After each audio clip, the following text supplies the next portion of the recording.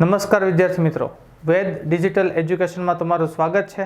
અને આજે આપણે આવનારી જે ધોરણ 11 કોમર્સ અને આર્ટ્સના વિદ્યાર્થીઓ માટે જે દ્વિતીય સામયિક પરીક્ષા આવી રહી છે તેના માટે ખૂબ જ ઉપયોગી થઈ શકે તેવું આપણે 50 માર્ક્સનું એક પ્રશ્નપત્ર લઈ આવ્યા છીએ.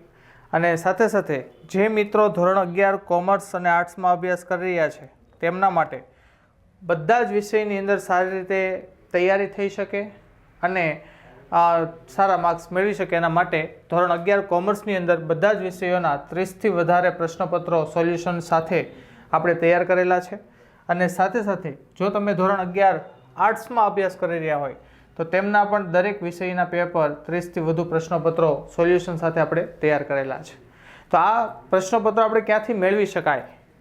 તો એના માટે આપણી જે એપ્લિકેશન છે વેદ ડિજિટલ એજ્યુકેશન એ ઇન્સ્ટોલ કરશો, ફોન નંબર એન્ટર કરીને OTP મેળવશો અને OTP જેવું એડ કરશો તો અહીંયા જે પેડ કોર્સિસનો ઓપ્શન છે તેની અંદર તમને આ દરેક પેપર સેટ તમને મળી જવાના છે, જે તમને આવનારી દ્વિતીય સામયિકની અંદર ખૂબ જ ઉપયોગી થશે.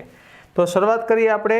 અને જો મિત્રો તમે આ ચેનલમાં નવા હોય તો આ ચેનલને સબસ્ક્રાઈબ કરી રાખજો અને સાથે સાથે તમારા મિત્રોને પણ જાણ કરજો જેથી એ પણ આવી માહિતી મેળવી શકે. તો અહીંયા દ્વિતીય સામયિક પરીક્ષાનું પેપરનું સોલ્યુશન સ્ટાર્ટ કરીએ તો એની અંદર સૌથી પહેલાં આપને ખબર છે એમ સેક્શન એ પૂછાય છે. સેક્શન એની અંદર સૌથી પહેલાં આપને પૂછવામાં આવે છે right whether the sentences are true or false, કે અહીંયા જે સેન્ટેન્સીસ છે ટ્રુ છે કે ફોલ્સ, જે આપણે ટેક્સ્ટ બુક બેઝ ઉપર પૂછાતા હોય છે. જેમ કે carbon 13 constantly takes form and then changes in the upper atmosphere, તો આન્સર આવશે ફોલ્સ. કારણ કે અહીંયા કાર્બન 14 હોય ને એ સતત કોન્સ્ટન્ટલી ટેક્સ ફોર્મ એવું સેન્ટેન્સ આપવામાં આવ્યું છે. Most of the snakes in Gujarat are non poisonous, કે ગુજરાતની અંદર મોટા ભાગના સાપ છે નોન પોઈઝનસ છે, તો ટેક્સ્ટ બુક પ્રમાણે જોવા જઈએ તો ટ્રુ. ઓસમનો ધેટ મીન્સ આપણે નિયરેસ્ટ મિનિંગ અહીંયા લઈ શકીએ બ્યુટીફુલ. નેક્સ્ટ ફોરબિડન એટલે પ્રતિબંધિત થશે એટલે થશે બેન્ડ. આ નિયરેસ્ટ મિનિંગ આપણે ટેક્સ્ટ બુકની ગ્લોસરીમાંથી અથવા સપ્લિમેન્ટરી રીડરમાંથી પૂછાતા હોય છે. નેક્સ્ટ છે select the most appropriate language functions from the brackets and write them against the given sentences. અહીંયા જે સેન્ટેન્સીસ આપ્યા છે એનું પ્રોપર ઉપરથી આપણે ફંક્શન સિલેક્ટ કરવાનું છે. તો જોઈએ Payal and Meena work hard in order to get good result. In order to છે ધેટ મીન્સ આપણી પાસે પર્પઝ હોવું જોઈએ. તો અહીંયા જે આ પર્પઝ લખ્યું છે શોઈંગ પર્પઝ એટલે આપણો આન્સર આવશે showing purpose. The teacher forgot the boy whom he had given the book. whom એટલે કોઈ વ્યક્તિ વિશે વાત થાય છે એટલે વ્યક્તિ આવશે એટલે ડિસ્ક્રાઇબિંગ પર્સન.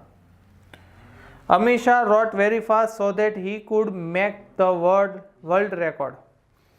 so that અને so that પણ જેથી કરીને તે વર્લ્ડ રેકોર્ડ બનાવી શકે એ પણ શું દર્શાવે છે? પર્પઝ દર્શાવે છે. તો બરાબર, તો કે 5 અને 7 ની અંદર પર્પઝ આવે છે અને 6th જે છે જેમાં whom આવે છે એમાં whom ની અંદર પર્સન આવે છે. બરાબર, તો અહીંયા ખાસ અમુક પ્રકારના કીવર્ડ્સ આધારિત આપણે ફંક્શન સિલેક્ટ કરી શકીએ છીએ. ત્યારબાદ choose and write the appropriate responses to complete conversion. આ કન્વર્ઝેશનને કમ્પ્લીટ કરવા માટે અપ્રોપ્રિએટ આન્સર શું હોઈ શકે લખવાનું છે. જેમ કે અહીંયા આપણને 2 ક્વેશ્ચન આપવામાં આવ્યા છે તો એની અંદર ફર્સ્ટ છે a visitor asked what is world's first love. Roy Disney says alternative choice. Alternative choice that means either or neither nor હોવું જોઈએ. અહીંયા છે જુઓ આઈધર ઓર, અહીંયા છે નથી, અહીંયા છે નથી, અહીંયા છે નથી, તો જવાબ આવશે એ. થઈ ગયો? ચાલો. Chintu asked how did you maintain the garden green. Grishma says habitual past એટલે used to હોવું જોઈએ. અહીંયા છે used to નથી, અહીંયા used to છે નથી, અહીંયા used to છે નથી, તો અહીંયા શું છે used to છે that means આપણો આન્સર આવશે D. ક્લિયર? તો આ રીતે શબ્દો આધારિત ઓળખી શકાય છે. ત્યારબાદ નેક્સ્ટ ટોપિકની વાત કરીએ તો નેક્સ્ટ છે select and write the most appropriate question two get the underline words ફ્રેસીસ as their answer. મતલબ અંડરલાઇન કરેલા વર્ડ છે એના આધારિત કયો બંધ બેસતો ક્વેશ્ચન બનશે. જેમ કે નાની brought the grand children to her home, તો એ કર્તાના સ્થાને છે તો હુથી ક્વેશ્ચન બને તો એ બસ આવી ગયો જવાબ. બરાબર. પછી નેક્સ્ટ ક્વેશ્ચનની વાત કરીએ તો he only swallow the pills on her behalf, તેના વતી અહીંયા હરમાં અંડરલાઇન છે ને, અહીંયા હરમાં અંડરલાઇન છે, ધેટ મીન્સ હુઝ આવી શકે. તો કે on whose behalf does she swallow the pills.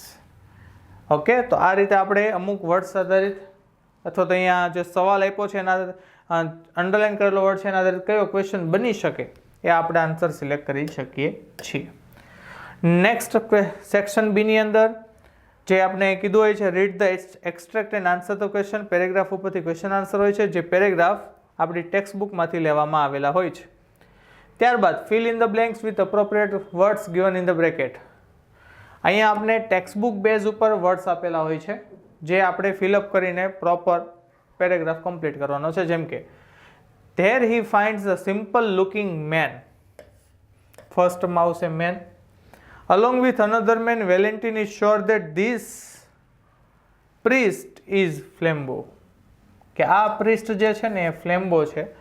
Valentine and two officers follow him and overhear the following conversation. એટલે overhear મતલબ છુપાઈને સાંભળવું, કોઈને ખ્યાલ ન હોય એવી રીતે સાંભળવું, હે ને. તો આવી રીતે જો આ વર્ડ્સ છે ટેક્સ્ટ બુકની અંદર આવેલા હોય તો એનો મિનિંગ શું છે આપણે ખબર છે, એના આધારિત આપણે બ્લેન્ક્સ ફિલઅપ કરવાની થતી હોય છે. Next section C. સેક્શન સીમાં કીધું છે read the following passage and answer the questions. અહીંયા સપ્લિમેન્ટરી રીડરનો પેરેગ્રાફ આપેલો છે જેના આપણે આન્સર ક્વેશ્ચન છે એના આન્સર લખવાના છે. Read the following passage and write set summary, જેને આપણે સંક્ષેપીકરણ કહીએ છીએ. મતલબ આખો મોટી સ્ટોરી હોય ને તમારે શોર્ટમાં સમજાવવાની હોય છે. અને સાથે કીધું સજેસ્ટ અ સુટેબલ ટાઇટલ. અને કોઈ સ્ટોરી આપણે સાંભળીએ અને ટાઇટલ આપવાનું કહીએ તો કેવી રીતે આપણે ટાઇટલ આપીએ કે આ ટાઇટલ એને બંધ બેસતું છે, એવી રીતે તમારે એને સુટેબલ ટાઇટલ આપવાનું છે. Next read the stanza and answer the question. Stanza એટલે આપણી જે પોએમ આવે છે, પોએમ આપેલી છે એના ઉપરથી ક્વેશ્ચન આન્સર છે. ત્યારબાદ સેક્શન ડી એટલે આપણો જે ગ્રામેટિકલ સેક્શન આવે છે જેની અંદર પેલો કીધું છે do as directed. Do as ડાયરેક્ટેડની અંદર બે વસ્તુ પૂછાય છે, એક તો ચેન્જ ધ ટેન્સ અને બીજું આવે છે ચેન્જ ધ વોઇસ. જો ચેન્જ ધ ટેન્સની અંદર કાળ ફેરવવાનો છે, ચેન્જ ધ વોઇસમાં એક્ટિવ હોય તો પેસિવ. તો અહીંયા જુઓ the goat herd, the goat herd. અહીંયા લુકડનું શું કીધું છે will look, that means change the tense છે. તો એ બધે જેટલી જગ્યાએ નોટ લખ્યું છે ત્યાં વિલ નોટ થાય. The scattered, the king goted pulled, પુલ્ડનું વિલ પુલ થાય. As he did, he will do થશે. ધ ટાવર સ્કેટર્ડ એટલે વિલ સ્કેટર થશે. ધ કિંગ ફેલ ડાઉન તો વિલ ફોલ ડાઉન થશે. તો આવી રીતે આપણે આન્સર સિલેક્ટ કરીએ, મતલબ કાળ ફેરવી શકીએ છીએ અને તેના આન્સર જવાબ લખી શકીએ છીએ. એ આપણે 2 માર્ક્સમાં પૂછા છે. ત્યારબાદ કીધું છે render the following dialogue into indirect speech. Paragraph છે તે આપણે ઇનડાયરેક્ટ સ્પીચમાં ફેરવવાનો છે. અને નેક્સ્ટ છે complete the sentences using the functions given in the bracket. ફંક્શનનો ઉપયોગ કરીને આપણે કમ્પ્લીટ કરવાના છે સેન્ટેન્સ. જોઈએ ઇફ યુ આર સિક, અહીંયા કીધું છે સફરિંગ એડવાઇસ.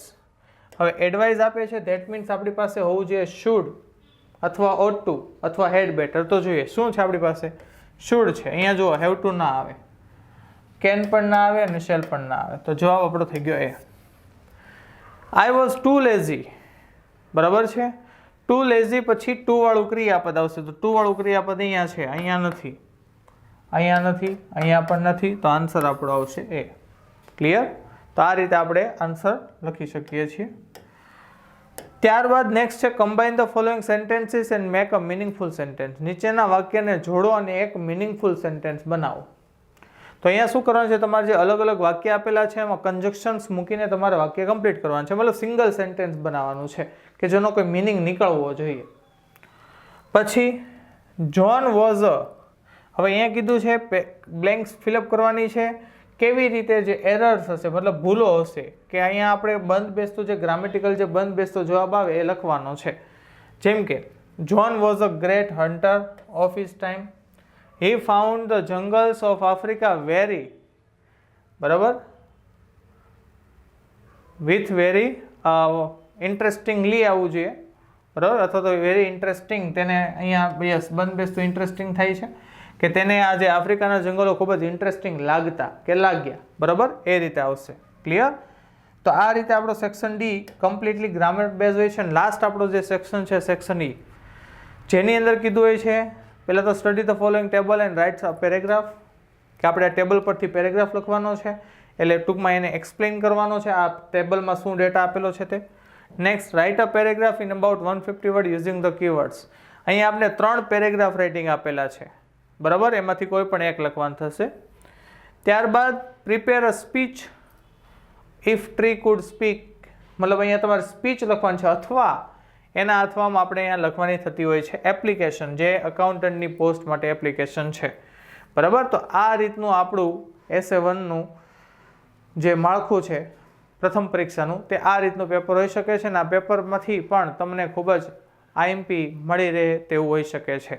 તો મિત્રો, આ ચેનલ સાથે જોડાઈ રહેવા માટે ચેનલને સબસ્ક્રાઈબ કરી રાખજો. Thank you.